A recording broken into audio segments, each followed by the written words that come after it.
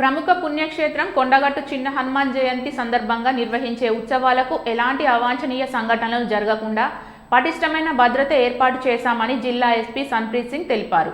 భద్రతా ఏర్పాట్లను ఎస్పీ పరిశీలించి మాట్లాడుతూ ఆలయానికి పెద్ద ఎత్తున భక్తులు, దీక్షాపరులు వచ్చే అవకాశం ఉందని, ఎలాంటి నేరాలకు తావు లేకుండా అవాంఛనీయ సంఘటనలు జరగకుండా విధులు నిర్వహించాలని సూచించారు.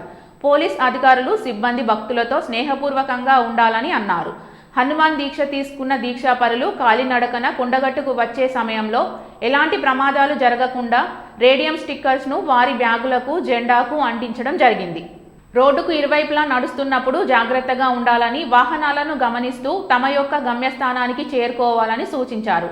అనంతరం ఆలయ పరిసరాల్లో మాల విరమణ, క్యూ లైన్లలో వాహనాల రాకపోకలు మొదలైన ప్రదేశాల్లో ఏర్పాటు చేసిన భద్రతా ఏర్పాట్లను పరిశీలించారు.